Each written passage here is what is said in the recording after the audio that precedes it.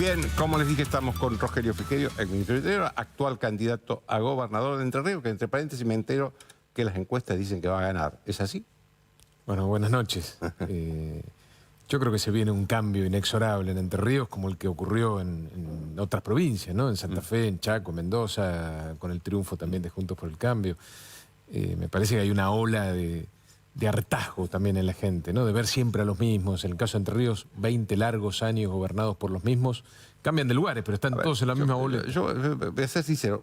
Antes de ir al aire, estábamos hablando con Rogelio y él me decía que en Entre Ríos había un caso muy parecido al del chocolate gay, ¿no? Bueno, fue el primer caso que se hizo público, la causa de los contratos truchos, una causa que está en la justicia. Esperemos que en algún momento lo resuelvan, porque ya tiene algunos años. Pero lo que yo te mencionaba era, más allá de la cuestión judicial, a mí no me gusta que la política se meta con la justicia y con las causas judiciales.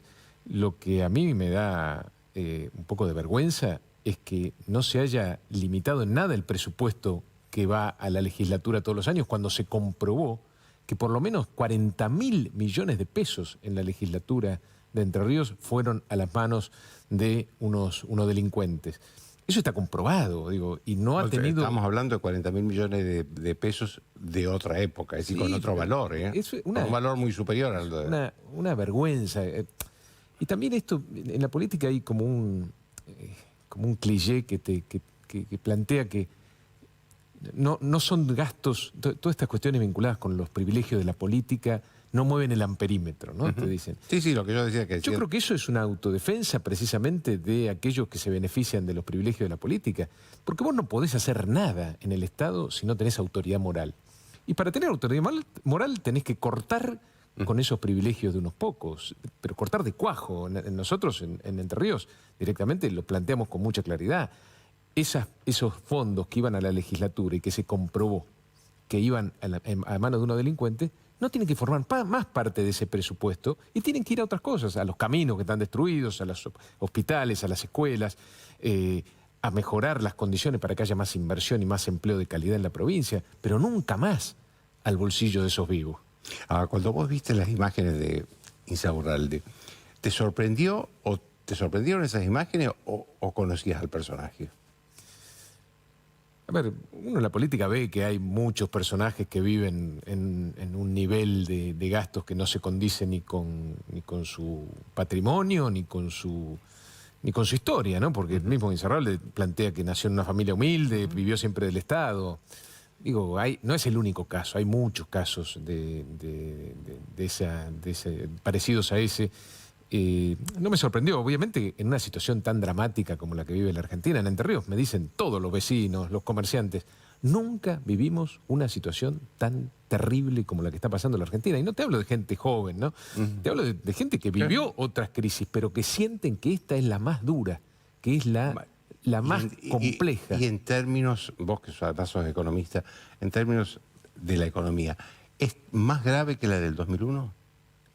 Bueno, porque la última referencia de gran crisis que tenemos... Sí, te diría que la diferencia es la malla de contención social que existe hoy, que no existía en el 2001 y que genera, bueno, parte de lo que explica este tremendo gasto público que tiene nuestro país. Eso no existía en el 2001 y eso hoy más o menos contiene. Pero ¿sabés cuál es la diferencia respecto al 2001?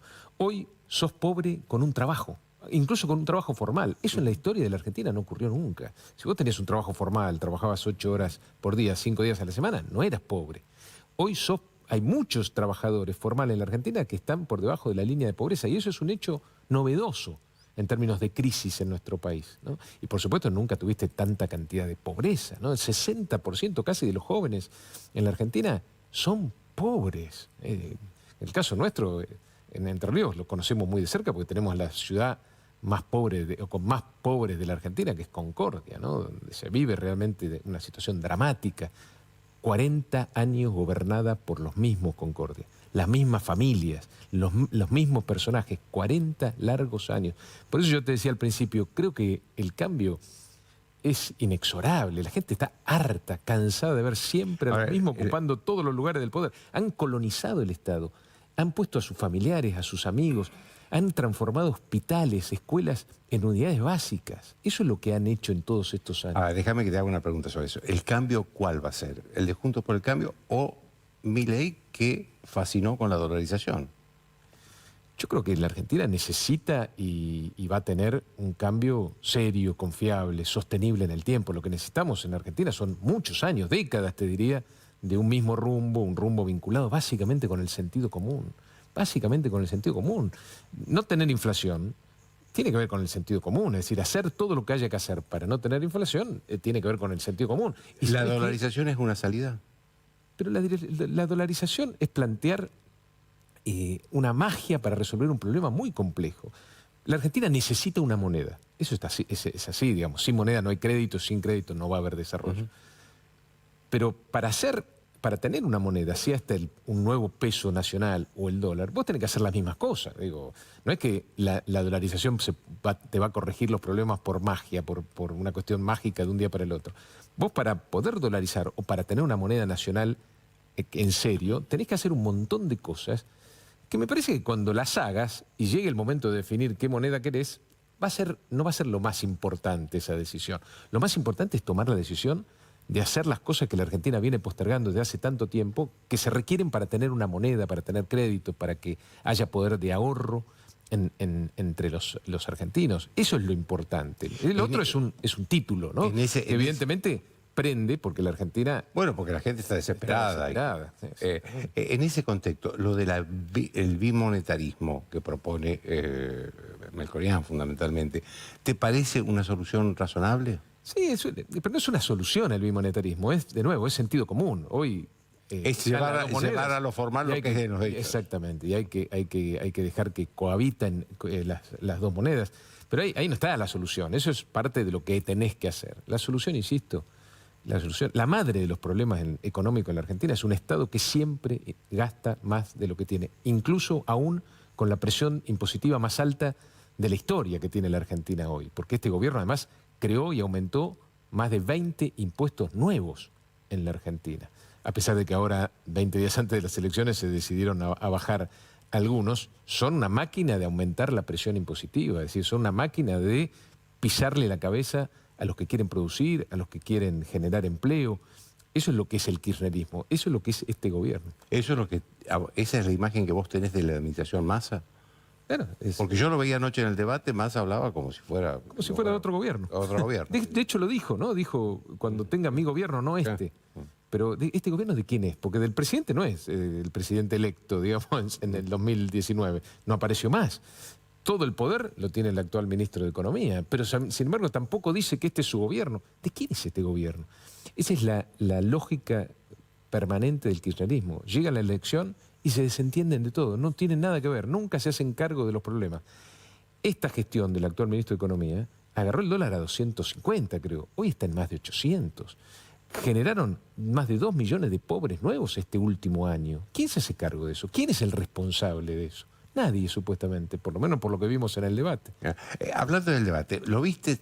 Veo que lo viste. ¿Qué te pareció? Bueno, primero me parece saludable. Digo, yo como ministro del Interior promoví la obligatoriedad del debate presidencial, es decir, fijar las reglas, porque si no, a lo largo de la historia, bueno, siempre había una excusa, quién lo organiza, cómo es la organización. Y nosotros decidimos plantearlo eso en una ley, como hay otros países, y por suerte esa ley ese proyecto pudo convertirse en ley. Así que me parece muy importante. No sabía que el debate obligatorio, que sé que es obligatorio, era una iniciativa de tu gestión. De nuestro gobierno.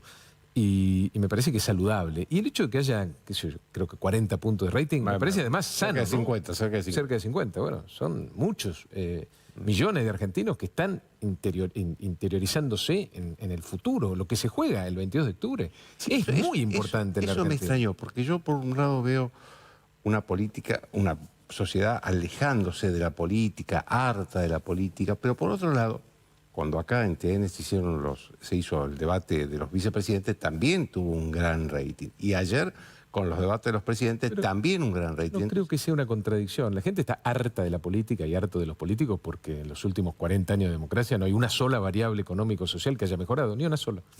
Y porque ve las cosas de Insaurralde y obviamente en medio de esta pobreza extrema en la que vive la Argentina, esto genera aún más irritación.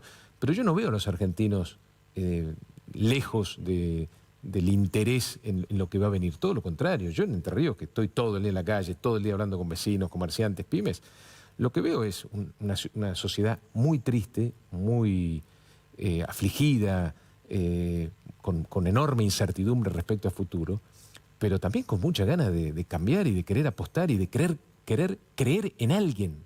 La sociedad necesita volver a creer en alguien. Por eso los políticos no tienen derecho, no tenemos derecho a mentir.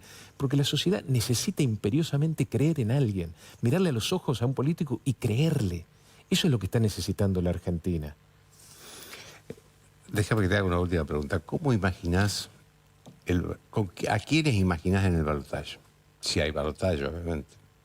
Yo creo que va a haber balotaje porque obviamente después de las PASO demostraron que había 3 fuerzas muy parejas, creo que se llevaron 2 puntos entre las 3. No creo que eso haya cambiado mucho en estas semanas. Yo creo que Patricia va a estar en el balotaje. Yo confío en eso. Yo creo que la Argentina no puede perderse esta oportunidad. Y yo lo veo también en Entre Ríos. Nosotros tenemos una tremenda oportunidad en Entre Ríos después de largos 20 años. La oportunidad de tener una provincia moderna, pujante, que apueste por la producción, por el empleo de calidad en el sector privado. Y no la vamos a dejar pasar esa oportunidad. Y en el caso nacional lo mismo. Nosotros tenemos experiencia. Patricia tiene experiencia, tiene enormes virtudes que yo compartí en el gabinete con ella durante 4 años. Y hemos aprendido de nuestro paso por el gobierno. Y yo estoy seguro que Patricia sabe lo que no hay que volver a hacer y sabe lo que sí tenemos que tomar bueno de esa etapa del gobierno de Cambiemos y volverla a poner sobre la mesa. Pero sobre todo, lo más importante es que, y yo te lo digo como exministro del Interior de ese gobierno, esta vez tenemos el volumen político como para llevar adelante las medidas que hacen falta. Gobernaciones, diputados y senadores que no tenían. Macri tuvo el gobierno más débil del último siglo en la Argentina. Teníamos 1/3 de los diputados, 1/5 de los senadores, 5 gobernadores sobre 24, pocos intendentes. Fue muy difícil. Al final de la historia, ya haber llegado y haber sido el primer gobierno no peronista en cumplir el mandato, yo creo que fue un logro y que en algún momento se va a reconocer. Pero ahora no, ahora tenemos la oportunidad enorme de tener mayoría en la Cámara de Diputados, de ser la primer minoría en el Senado, de tener, no sé, 11 gobernadores, muchos intendentes. Ahora sí tenemos la oportunidad de llevar adelante de manera seria, sostenible, en el tiempo, equilibrada, los cambios y las reformas que necesita la Argentina. Yo creo que no vamos a dejar pasar esa oportunidad. No deberíamos dejar pasar esa oportunidad. Muchas gracias, Rogelio. Gracias.